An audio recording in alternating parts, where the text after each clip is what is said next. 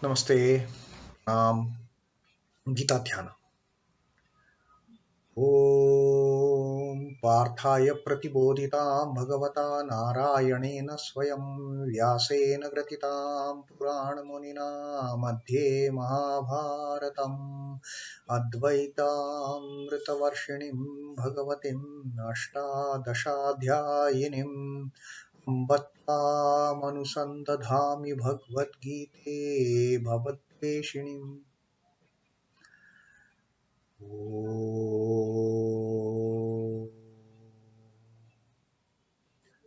Bhagavad Gita, with which Lord Narayana himself gave enlightenment to Arjuna.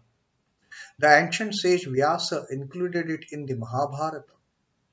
O goddess, showerer of the nectar-like knowledge of non-dualism contained in your 18 chapters, O my affectionate mother, destroyer of rebirth, I meditate upon thee. Krishnavandana.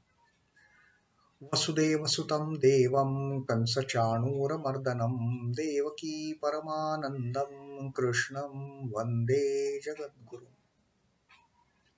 Son of Vasudeva, the slayer of Kansa and Chanur, extreme delight for Mother Devaki, O Lord Krishna, the supreme teacher of the universe, my salutations to you. And Sri Krishna is going to conclude this Jnānakarma sannyāsa yoga today in this 42nd shloka that we are going to read. The fourth adhyāya is going to be over, and Sri Krishna is further going to end this adhyāya. Again, he is going to tell us the greatness of the knowledge. Having got the knowledge, Sri Krishna says, do all your karma and renounce the attachment to the karma. That's what this Jnānakarma sannyāsa yoga is about. And in the previous two shlokas, Sri Krishna has told us that in the 40th shloka, he told us the three attributes which are most detrimental, which are leading to the destruction of a person. Those three attributes, ajña, then ashraddha and sanśhayaṁ. Ignorance, lack of shraddha, the lack of faith, devotion, feeling of oneness with the chosen. That ashraddha and sanśhaya, the doubting mind. These three lead to the destruction of a person. And for such a person, there is neither this world nor hereafter, and no happiness, no bliss, no peace of mind. Now, how can a person get rid of these three? It is only by securing knowledge, by getting into the mode of yoga, by renouncing the actions, renouncing the attachment to the actions, being established in the yoga. That is one thing. And jnana sanchinna samśhayaṁ, the knowledge just cut asunder, cut into pieces that doubting mind, that doubt which has been created in the mind because of the delusion, because of the maya, because of the ignorance. And then atmāvaṇtam, establish this lower self in the self. Establishing oneself in the self. Na karmani nibandhati. O Bharata, O Dhananjaya, he has told. O Dhananjaya, O Arjuna, no karma can ever bind such a person who is established in the self and who is doing karma, established in the yoga. He doesn't get attached, and who has asunder, who had just destroyed the doubts with all the knowledge. Now, regarding the same knowledge, Sri Krishna is again going to tell us. Tasmād ajñāna-sambhūtaṁ hṛt-sthaṁ jñānāsinātmanaḥ chhittvainaṁ samśhayaṁ yogam ātiṣhṭhottiṣhṭha bhārata. Bharata, he is telling Arjuna, oh Bharata, oh that great person from the lineage of Bharata, Better stand up now. Uttishṭha. Doing what? Tasmād, therefore, ajñāna-sambhūtaṁ. Born out of ignorance. Born out of ignorance what? And not only born out of ignorance, hṛt-sthaṁ, which has made a seat in your heart. Out of that ignorance, born out of that ignorance, which has made seat in your heart, which has got established in your heart, that particular thing, out of ignorance. Jnānāsinātmanaḥ. Jnānāsina is sword of knowledge. Jnānāsinātmanaḥ, sword of knowledge. Atmanaḥ, the self, which has deluded the self. Having that thing, having established in your mind, it has deluded yourself, established in the mind out of ignorance. Ajñāna-sambhūtaṁ. chhittvainaṁ sanśhayaṁ. Chhittvainaṁ is just, get rid of. chhittvainaṁ, cut this. Cut it to pieces. What to cut to pieces? Sanśhayaṁ, is doubt. What to do, what not to do. You have forgotten your swadharma. You have got deluded. And under that delusion, you are saying, I am not going to wage this war. You have thrown the bow, you have thrown the arrows, you have slumped in the footboard of this chariot, O Arjuna, and you are crying like, which is not at all, you are behaving in unmanly attitude. All your vigor, all your shaurya, all your might, you have just forgotten and born out of ignorance. Ajñāna-sambhūtaṁ. This samśhaya has got so firmly established in your heart, hṛt-sthaṁ, and it has made you forget your own self. That you have to cut it down to pieces with the sword of knowledge. Jnānāsinātmanaḥ. Therefore, severing with the sword of knowledge this ignorance born doubt about the self dwelling in your heart, be established in yoga. Yogam ātiṣhṭhā. Established in yoga. And Bharata. Stand up, O Bharata. Stand up and get ready to wipe out those evil cousins of yours. Wipe out unrighteousness from the face of the earth. That is your swadharma, not this.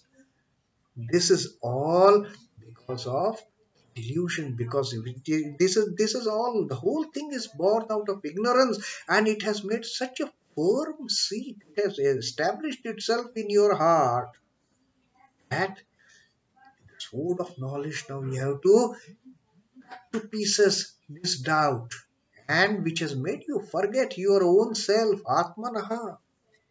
You have forgotten who you are.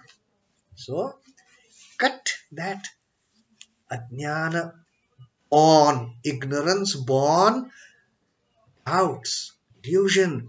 Cut it with the sword of knowledge. Severing with the sword of knowledge. Now you stand up.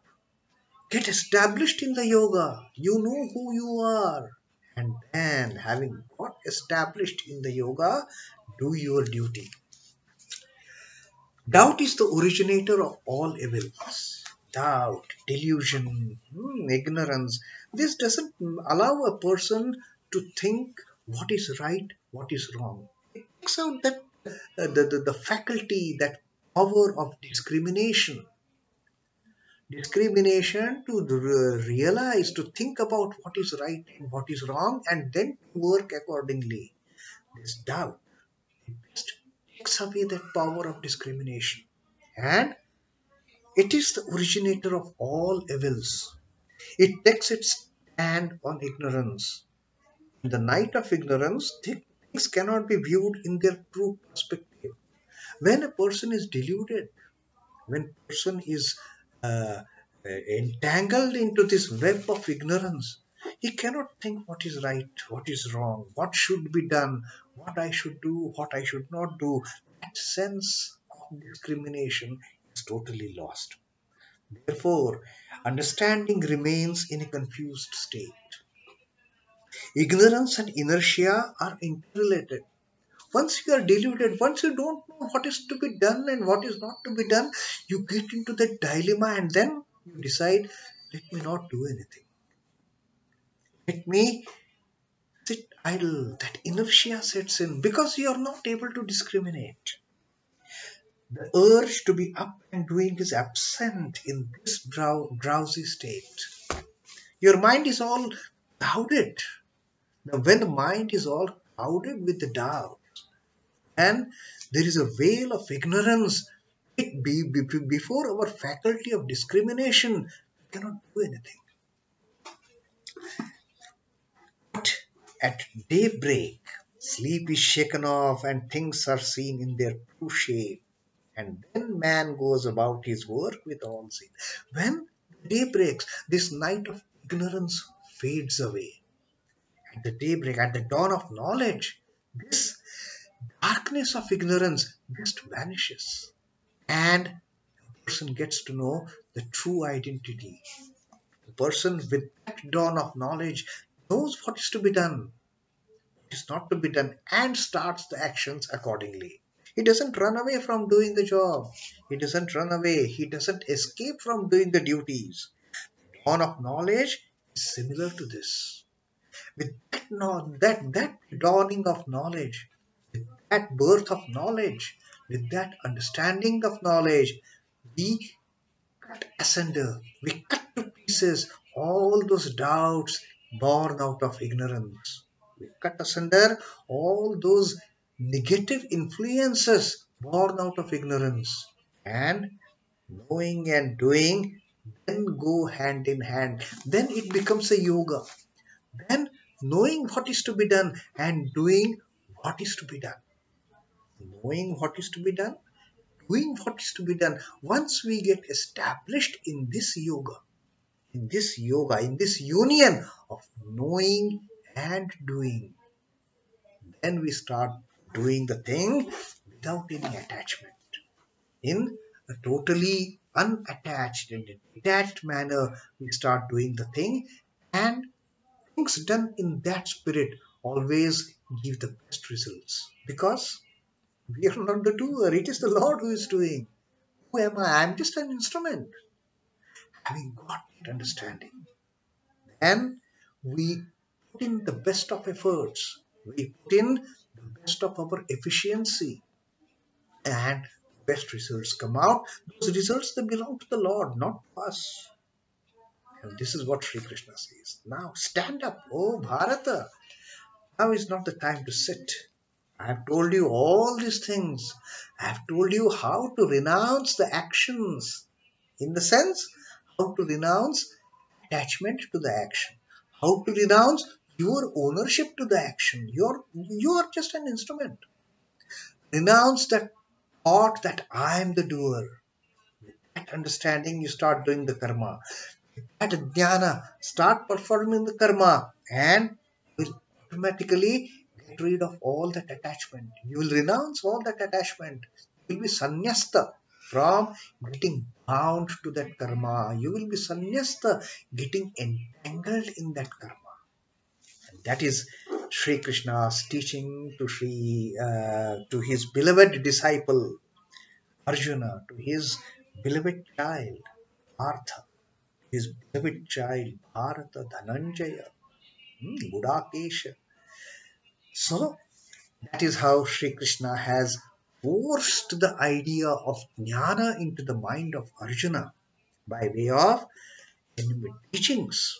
All these teachings in the 4th adhyāya of Jnānakarma sannyāsa yoga, and that completes our reading of the 4th chapter of the 4th adhyāya, Iti Srimad Bhagavadgitāsupanishatsu brahmavidyādyām yogasastre Sri Krishnārjuna samvāde Jnānakarma sannyāsa yogo nāma caturtho dhyāyahah. In the Upanishad of the Bhagavad Gita, the knowledge of Brahman, the Supreme, science of yoga,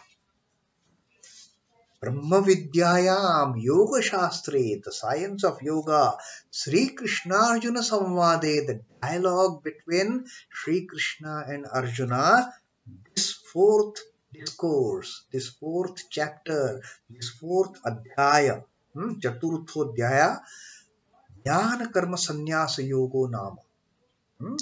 Jnānakarma sannyāsa, the fourth chapter known as, designated as the yoga of renunciation of action to knowledge. Jnānakarma sannyāsa yogo nāma caturtho dhyāyahah. This is the completion of the reading of the fourth chapter of the fourth adhyāya of Srimad Bhagavad Gita. Om Namo Bhagavate Vasudevaya. Sri Krishnārjuna.